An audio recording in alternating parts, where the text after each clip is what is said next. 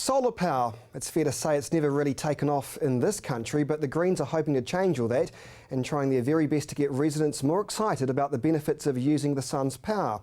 Here's Chelsea Daniels.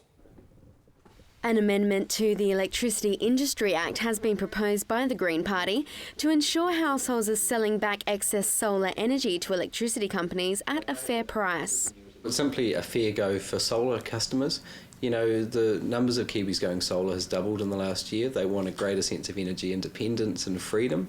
But at the moment, the power companies have all the power. That's why I've put in this common sense practical bill to try and fix it and give them a fair go. The bill looks to guarantee households fair and reasonable medium-term buyback rates in order to give people more certainty. It establishes a standardised connection framework. There are 27 different lines companies across the country. They've all got different rules, all got different forms, all got different fees. Surely we can standardise that. Secondly, a standardised contract, because at the moment, if you're feeding your surplus solar electricity back into the grid, the power company can and do change the terms with only 30 days notice. So I think we should standardise that. And thirdly, the buyback rate, or the tariff which is paid to small-scale generators, someone with a solar panel on their roof. At present, the power companies can change the terms, conditions and buyback rates for surplus power with only 30 days notice. For example, Meridian dropped theirs by 72% from 26 cents to 8 to 10 cents last year.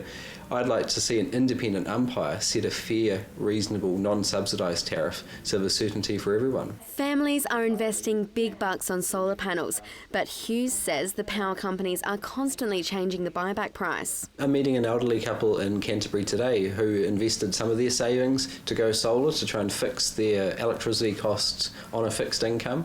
However, it's hard to do the financial planning, especially when you're maybe spending $15,000 on solar panels, knowing that the power companies can and have rapidly slashed the buyback rate. And more Cantabrians are turning to solar power. Managing Director of Solar Living New Zealand, Jason Tobin, has previously said that electricity prices have risen over 80% over the past decade and are likely to keep rising. He says the South Island has the highest uptake of solar systems being installed. Studies show Canterbury has 16 solar connections per 100,000 people, well above Auckland's 10 and the national average of 12.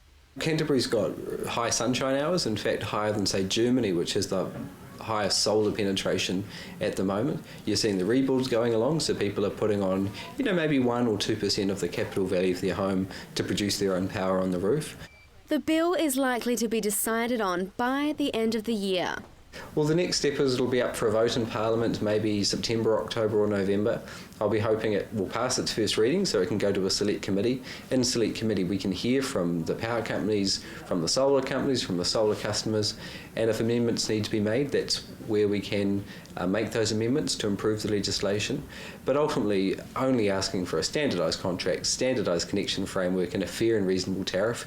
This isn't asking for the moon, it's not asking for much, it's just simply a common sense practical step. Hughes says there's around 6,500 households in New Zealand using solar energy at the moment, with the trend likely to resonate with the growing number of eco-friendly minded new homeowners. We're starting from a small base, but as the price have dropped to around a third just in the last 2 years, the price have in fact dropped 99% in the last 4 decades. People are looking at that, they're opening up their power bills and seeing how high they are, and they're really looking at their roof to wonder if they could be producing their own free electricity from the sun. Chelsea Daniels, CTV News.